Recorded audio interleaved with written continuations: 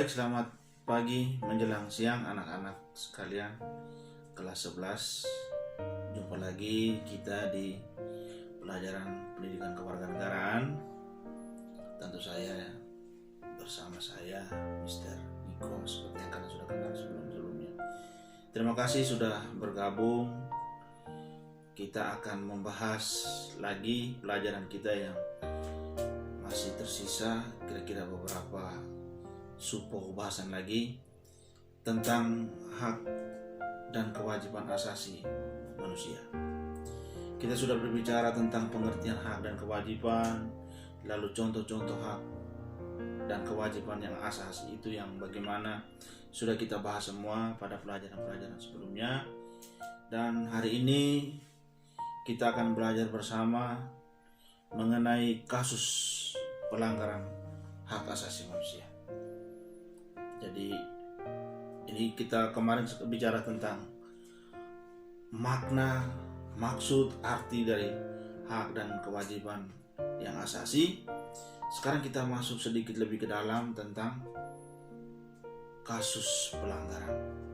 Pelanggaran apa? Pelanggaran hak asasi manusia. Kasus pelanggaran hak asasi manusia ini luas, sangat luas sekali.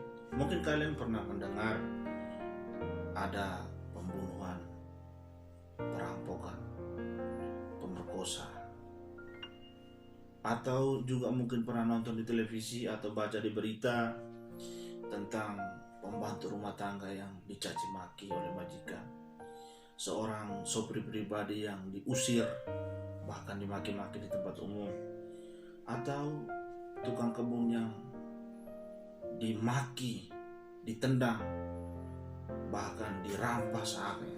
Atau juga yang sering kita dengar beberapa tahun yang lalu tentang para tenaga kerja wanita yang bekerja di Arab Saudi atau di negara-negara Timur Tengah lainnya yang diperkosa, dilecehkan. Itu contoh apa? Contoh tindakan pelanggaran hak asasi manusia. Contoh pelanggaran hak asasi manusia itu kemudian pada kesempatan ini akan kita lihat kira-kira faktor-faktor yang menyebabkan seseorang itu melakukan pelanggaran hak asasi manusia terhadap orang lain itu apa saja. Sebenarnya ada dua faktor yang menyebabkan terjadinya pelanggaran hak asasi manusia atau yang sering kita dengar istilah pelanggaran HAM, hak asasi manusia, HAM atau HAM. Faktor yang pertama itu faktor internal.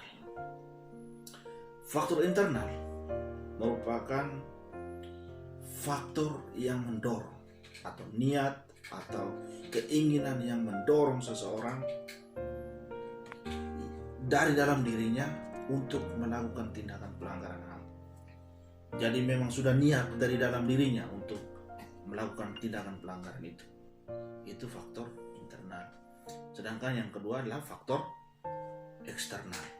Faktor eksternal adalah tindakan pelanggaran HAM yang disebabkan oleh pihak luar atau kelompok yang lain yang membuat pelanggaran HAM itu terjadi.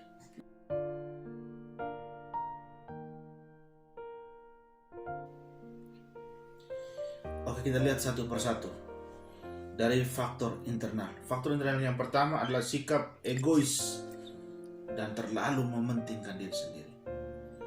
Orang yang egois memiliki niat yang tinggi untuk melakukan pelanggaran, merampas hak orang lain misalnya. Itu juga tindakan egois karena dia punya niat untuk kaya. Misalnya, dia akan melakukan segala hal atau menghalalkan segala cara supaya dia bisa kaya. Nah, ini kan faktor. Dia egois. Dia tidak mau tahu tentang orang lain. Bahwa orang lain juga punya hak. Tapi dia tidak mau memikirkan itu. Dia hanya yang dia pikirkan adalah bagaimana supaya dirinya puas. Nah, ini faktor yang pertama. Jadi sikap egois itu juga bisa menyebabkan seorang melakukan tindakan pelanggaran hak asasi manusia. Yang kedua, rendahnya kesadaran tentang HAM. Jadi orang tidak mau peduli dengan orang lain. Yang penting dirinya puas, dirinya bahagia, dia tidak mau peduli dengan orang lain. Nah, ini juga menyebabkan pelanggaran HAM itu bisa terjadi. Kenapa? Karena dia punya kesadarannya rendah, kesadarannya masih minus tentang hak asasi manusia itu. Kalau seandainya dia punya kesadaran tinggi tentang manusia ini sederajat dan memiliki hak yang sama, berarti dia tidak melakukan pelanggaran itu. Hanya karena dia punya kesadaran itu masih rendah, sehingga dia dengan mudah menganggap orang lain itu tidak ada apa-apanya, sehingga pelanggaran hak asasi itu terjadi. Itu yang kedua. Dan yang ketiga, sikap tidak toleran. Nah, ini juga ketika kamu tidak menghargai orang lain, menganggap orang lain itu sebagai musuh, tidak menghormati dia sebagai saudara, ini akan menyebabkan pelanggaran hak asasi terjadi. Karena itu, bagaimana upaya supaya pelanggaran HAM tidak terjadi? Ya, salah satunya dengan menghormati orang lain, menghargai orang yang berbeda pendapat, berbeda agama, suku, bahasa, budaya, dan seterusnya. Dengan begitu, maka pelanggaran HAM tidak akan terjadi. Karena apa? Karena dia sadar, dia tahu bahwa toleransi itu penting. Dia sadar bahwa tindakan tidak toleran akan menyebabkan pelanggaran hak asasi terjadi. Kita lihat faktor yang kedua, faktor eksternal. Seperti yang saya katakan tadi, faktor eksternal.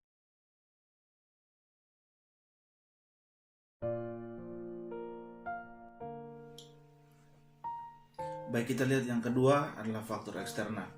Seperti yang saya katakan tadi, bahwa faktor eksternal itu adalah dorongan atau niat dari luar yang mendorong seseorang atau sekelompok orang untuk melakukan tindakan pelanggaran hak asasi manusia. Faktor eksternal ini juga dipengaruhi oleh beberapa hal. Yang pertama adalah penyalahgunaan kekuasaan. Penyalahgunaan kekuasaan di sini dikatakan bahwa di dalam masyarakat terdapat berbagai kekuasaan. Kekuasaan ini tidak hanya menunjuk pada kekuasaan pemerintah, tetapi juga bentuk kekuasaan lain. Salah satu contohnya adalah kekuasaan di dalam perusahaan. Nah, kekuasaan di dalam perusahaan, contoh ini. Jadi kalau seseorang yang menganggap dirinya lebih tinggi, maka dia akan menindas yang di bawahnya. Karena dia berkuasa, dia main kuasa. Kekuasaan itu sudah bukan hanya kekuasaan yang untuk mengatur kehidupan, tetapi kekuasaan untuk bertindak menindas. Padahal penindasan termasuk adalah pelanggaran hak asasi manusia. Jadi kekuasaan. Yang kedua, ketidaktegasan aparat penegak hukum. Ini juga faktor. Ketika seorang pelanggar HAM tidak dihukum sesuai dengan undang-undang yang berlaku, tidak tegas aparat penegak hukumnya, maka akan menimbulkan orang untuk juga melakukan hal yang sama. Mengapa? Saya lihat dia juga melakukan tindakan pelanggaran hak asasi manusia, tetapi tidak dihukum. Berarti ada keinginan untuk melakukan tindakan yang sama juga, yaitu tindakan pelanggaran hak asasi manusia. Yang ketiga, penyalahgunaan teknologi. Kemajuan teknologi juga dapat menyebabkan seseorang melakukan tindakan pelanggaran. Jadi faktor teknologi, kemajuan teknologi, ya menonton tindakan kekerasan segala macam di televisi, di YouTube dan lain sebagainya, lalu dia mulai terapkan itu ke orang lain. Ini juga tindakan pelanggaran hak asasi manusia. Yang keempat, kesenjangan sosial dan ekonomi yang tinggi. Nah, ini yang penting. Ketika kehidupan sosial orang dan kehidupan ekonomi orang itu tidak stabil, yakinlah di situ akan terjadi tindakan pelanggaran hak asasi manusia. Kenapa? Dari segi sosial misalnya kita lihat, orang-orang miskin tidak mau, orang-orang kaya tidak mau bergaul orang miskin atau orang yang sederhana, dan orang-orang yang ekonominya baik tidak memperhatikan orang yang ekonomi lemah. Nah, akan terjadi pelanggaran HAM. Ini faktor-faktor yang menyebabkan terjadinya tindakan pelanggaran hak asasi manusia dari faktor eksternal. Kesenjangan sosial dan ekonomi tidak merata antara sosial dan ekonomi. Atau misalnya di satu lingkungan yang luas, jumlah penduduknya padat, tetapi di situ juga tidak ada beras, kelaparan, yakinlah pasti akan ada kekerasan. Nah, kekerasan termasuk dalam tindakan pelanggaran hak asasi manusia. Coba kamu bayangkan, misalnya kamu tinggal di satu daerah yang padat penduduknya, tetapi di situ semua orang tidak bisa mendapatkan makanan yang layak, pakaian dan seterusnya. Yakinlah, kamu suatu saat juga akan melakukan tindakan kekerasan. Terhadap siapa? Terhadap teman-teman, terhadap tetangga-tetanggamu yang juga mungkin bernasib yang sama dengan kamu. Kenapa? Karena kita hidup di tempat yang padat, tetapi ekonomi kita tidak terjamin. Ini juga menyebabkan, salah satu faktor yang menyebabkan tindakan pelanggaran HAM itu terjadi. Nah teman-teman, baik, jadi intinya bahwa pelanggaran HAM itu tidak akan pernah terjadi kalau yang pertama tidak ada niat dari siapa? Dari orang yang akan melakukan tindakan pelanggaran HAM. Jadi kalau dia sadar tidak ada niat untuk melakukan tindakan, yakinlah tidak ada tindakan pelanggaran itu. Tetapi kalau dia berniat, terjadi. Yang kedua, kalau tidak ada faktor-faktor lain, kalau dia hidup aman, damai, yakinlah tidak akan ada tindakan pelanggaran HAM itu. Tetapi ketika dia hidup dalam situasi yang amburadul, ya, penuh dengan tindakan kekerasan dan pencurian dan seterusnya, pasti akan terjadi tindakan pelanggaran HAM juga. Nah ini yang penting. Jadi tindakan pelanggaran HAM, dalam ujian yang saya tanya, jelaskan secara detail misalnya faktor-faktor yang menyebabkan tindakan pelanggaran hak asasi manusia. Nah, kamu harus jelaskan mulai dari tindakan pelanggaran hak asasi manusia itu secara internal dan eksternal. Internalnya apa saja dijabarkan satu persatu, dan eksternalnya itu apa saja juga dijelaskan satu persatu dan sekaligus dengan contohnya. Oke, itu tentang tindakan kasus pelanggaran hak asasi manusia. Kita lihat yang berikut adalah contoh kasus pelanggaran hak asasi manusia di Indonesia. Sudah banyak sekali terjadi kasus pelanggaran hak asasi manusia. Tapi buku ini diberikan sekurang-kurangnya ada 5 contoh kasus pelanggaran hak asasi manusia di Indonesia.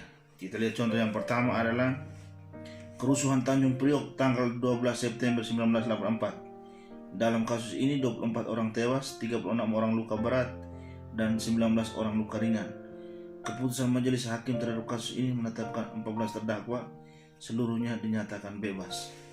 Cobalah, sudah banyak orang yang mati, banyak yang luka, 14 orang yang melakukan tindakan itu bebas. Ini kan ngeri. Nah, contoh tadi, aparat penegak hukum tidak tegas dalam menindaklanjuti para pelanggar hak asasi manusia. Sudah jelas mereka itu terdakwa tetapi dibebaskan. Itu yang pertama. Yang kedua, penyerbuan kantor Partai Demokrat Indonesia tanggal 27 Juli 1996. Dalam kasus ini 5 orang tewas, 149 orang luka-luka, dan 23 orang hilang. Keputusan majelis hakim terhadap kasus ini menetapkan 4 terdakwa dinyatakan bebas dan 1 orang terdakwa divonis 2 bulan 10 hari. jadi penyerangan, menyebabkan orang lain mati, meninggal dunia, yang lain luka berat, dan juga mungkin menyisakan trauma bagi orang di sekitar situ. Tapi apa? Majelis hakim menetapkan yang tersangka tadi, terdakwa itu bebas.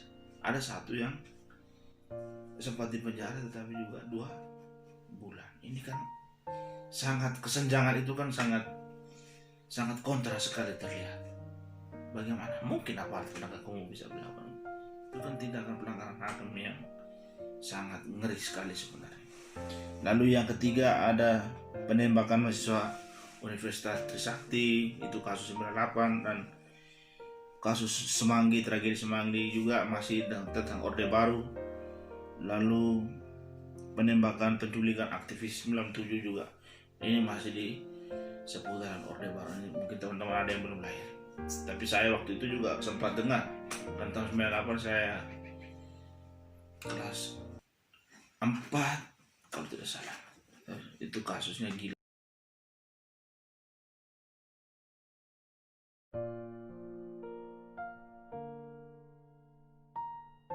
Gila anak-anak, dengan demikian pelajaran kita pada hari ini sampai di sini. Kita akan bertemu lagi pada pelajaran berikutnya. Semoga kita tetap jaga kesehatan dan dapat bertemu lagi pada kesempatan berikutnya. Terima kasih sudah bergabung. Salam untuk kalian semua.